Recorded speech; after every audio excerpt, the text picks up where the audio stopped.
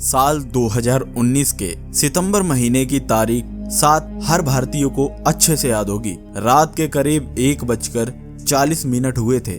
भारत के आसमान में चांद डूब चुका था, लेकिन भारत का लैंडर विक्रम चंद्रमा की सतह पर लैंडिंग शुरू कर चुका था।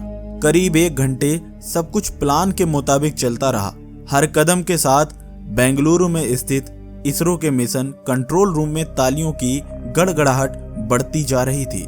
पूरे मिशन को अपनी आंखों से देखने के लिए और वैज्ञानिकों का हौसला बढ़ाने के लिए वहां पीएम मोदी भी मौजूद थे, जो काफी उत्सुक भी दिखाई दे रहे थे। रात के करीब 2:50 पर इसरो के कंट्रोल रूम में अचानक से खामोशी छा गई। वहां मौजूद वैज्ञानिकों के चेहरे मुरझा गए।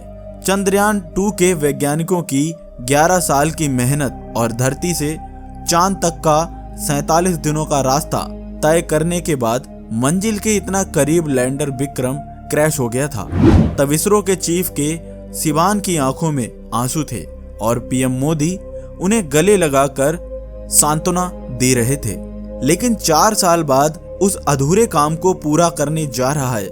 14 जुलाई 2023 को दोपहर के 2:35 पर श्रीहरिकोटा से चंद्रयान 3 की लॉन्चिंग कर दी गई है। लगभग 40 दिनों के बाद 23 अगस्त को चंद्रमा की सतह पर लैंडिंग करेगा चंद्रयान 3। लेकिन दोस्तों, चंद्रमा पर लैंडिंग करने का सफर इतना भी आसान नहीं होने वाला है। अंतिम समय पर ही चंद्रयान 2 का मिशन असफल हो गया था। अब ऐसे में सवाल ये उठता है कि आखिर चांद पर लैंडिंग करना आखिर इतना मुश्किल कैसे है। आखिर नासा के वैज्ञानिकों ने चंद्रमा पर ऐसा क्या देख लिया कि 70 दशक से चंद्रमा पर जीत हासिल करने वाले नासा ने अचानक से अपने सभी मून मिशन बंद कर दिए। इसके साथ ही हम ये भी जानेंगे कि वे कौन सी चीज है जो चंद्रयान 3 मिशन को बेहद खास बनाती है। अगर आप भी इन्हीं सभी सवालों के जवाब जानना चाहते हैं तो इस वीडियो को शुरू से लेकर एंड तक पूरा जरूर देखें। इसमें आपको चंद्रमा से जुड़ी बहुत सी चीजें जानने को मिलने वाली हैं। चंद्रमा हमारे सौर मंडल का 5वां सबसे बड़ा उपग्रह है एवं ये पृथ्वी के सबसे नजदीकी का एकमात्र प्राकृतिक उपग्रह भी है। वैसे चंद्रमा भी पृथ्वी की तरह अंडाकार का है। चंद्रमा हर साल हमारी धरती से लगभग 3.7 सेंटीमीटर दूर हो रहा है। इस समय धरती से चंद्रमा की कुल दूरी 3,84,403 किलोमीटर है। लेकिन अगर चंद्रमा हर साल पृथ्वी से इसी तरह दूर होता रहा तो 50 अरब बाद चंद्रमा को धरती की परिक्रमा करने में 47 दिन लगेंगे, जबकि अभी चंद्रमा को धरती की परिक्रमा करने में केवल 28 दिन लगते हैं। चांद की सतह पर बेहद स्थिर और हल्का वायुमंडल है। इस बारे में तो ज्यादातर सभी लोग ही जानते हैं।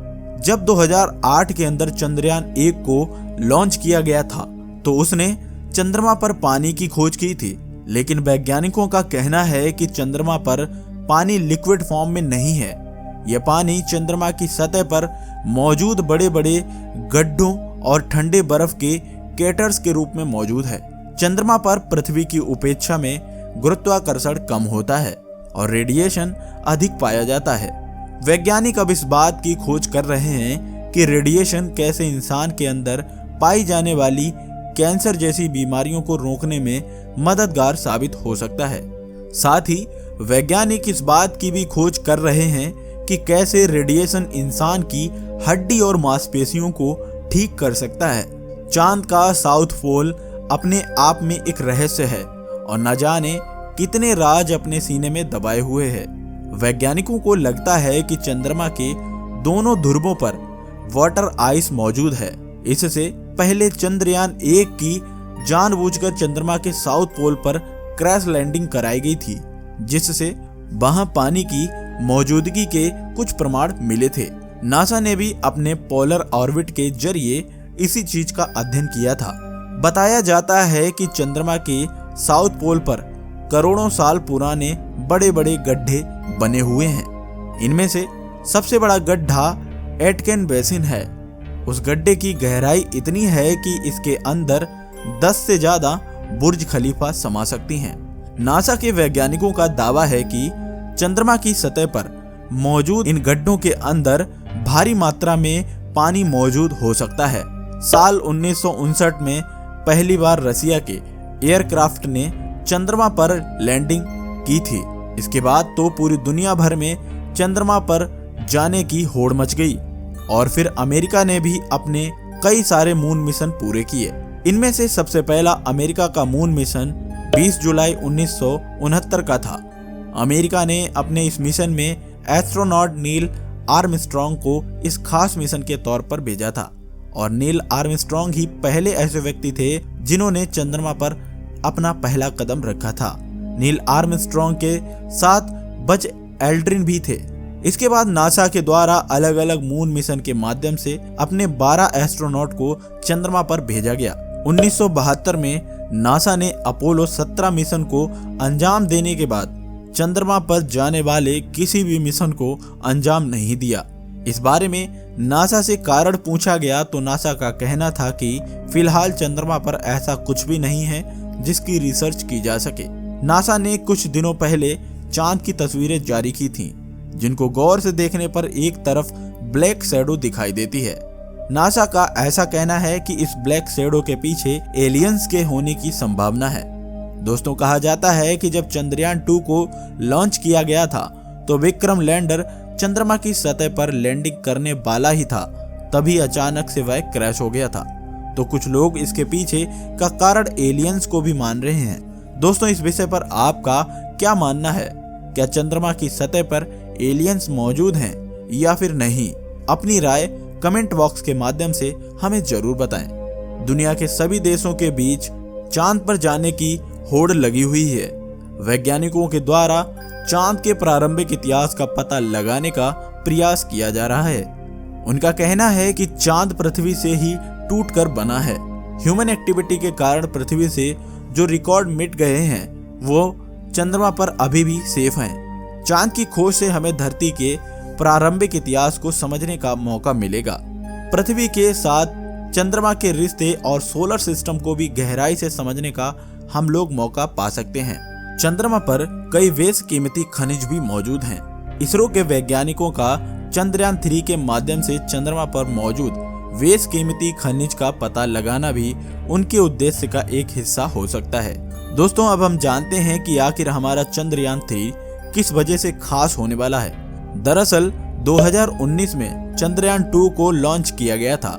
यह मिशन काफी हद तक सफल भी रहा था, लेकिन लैंडिंग करते समय विक्रम लैंडर को काफी हार्ड लैंडिंग का सामना करना पड़ा था, जिसके चलते रोवर को योजना के अनुसार तैनात नहीं किया जा सका। अब इसी अधूरे काम को पूरा करने के लिए इसरो ने चंद्रयान 3 को लॉन्च किया है। यह मिशन इसलिए भी खास है क्योंकि इस मिशन को अंजाम देने के लिए कुल खर्च 615 करोड़ का है। चंद्रयान 3 के अंदर चंद्रयान 2 की तरह ही लैंडर और रोवर होने वाला है, लेकिन इसके अंदर ऑर्बिटर नहीं होगा। अगर भारत सफलतापूर्वक चंद्रयान 3 की लैंडिंग चंद्रमा पर कर पाता है तो ये दुनिया का चौथा देश बन जाएगा जिसने चंद्रमा पर सॉफ्ट लैंडिंग सफलतापूर्वक कर ली हो। साथ ही हमारा देश भारत वह पहला देश बनेगा जिसने चांद के सबसे भयानक हिस्से यानी कि साउथ पोल पर सॉफ्ट लैंडिंग की है, क्योंकि अभी तक 3 देश चंद्रमा के नॉर्थ पोल पर ही लैंडिंग कर पाए हैं। चांद के साउथ पोल को भयानक हिस्सा कहने के पीछे का कारण यह है कि इस जगह पर बहुत बड़े बड़े कैटर्स बने हुए हैं, जहां पर रोवर को चलाना बहुत ही मुश्किल टास्क है। अगर गलती से भी रोवर इन कैटर्स के अंदर गिर जाता है तो उसको दोबारा से रेस्क्यू कर पाना लगभग नामुमकिन है। इसरो के द्वारा चंद्रयान 2 में जो गलती हुई थी, इसके सबक लेते हुए इन्होंने चंद्रयान 3 के लैंडर विक्रम को पहले से ज्यादा पावरफुल और एडवांस बनाया है। चंद्रयान 2 में विक्रम लैंडर में कुल 5 थ्रस्टर्स मौजूद थे, लेकिन सॉफ्ट लैंडिंग के समय संतुलन बनाए रखने के लिए वैज्ञानिकों ने चंद्रयान 3 के अंदर 4 थ्रस्टर लगाए हुए हैं। साथ ही इसके लेग्स को भी पहले से ज्यादा मजबूत किया गया है और फ्यूल स्टोरेज कैपेसिटी को इंक्रीज भी किया गया है। सभी लोगों को आने वाली 23 अगस्त का काफी बेसब्री से इंतजार है, क्योंकि इसी दिन शाम के तकरीबन 5:45 पर चंद्रयान 3 की चंद्रमा के सतह पर सॉफ्ट लैंडिंग होने वाली है। लैंडर के सफल लैंडिंग होने के बाद भारत एक नया इतिहास रच देगा। और अगर भारत का चंद्रयान 3 मिशन पूरी तरीके से सफल रहा तो पूरी दुनिया भर में भारत का नाम स्पेस रिसर्च की फील्ड में सबसे ऊपर हो जाएगा। दोस्तों, अगर आप लोग भी यही चाहते हैं कि भारत चंद्रयान मिशन 3 पूरी तरीके से सक्सेसफुल हो जाए और भारत का डंका पूरे विश्व भर में गूंजे, तो इस वीडियो को लाइक और चैनल को सब्सक्राइब किए बिना बिल्कुल भी ना जाएं। हम मिलेंगे आपको एक और ऐसी वीडियो के साथ। तब तक के लिए अपना ख्याल रखें। धन्यवाद।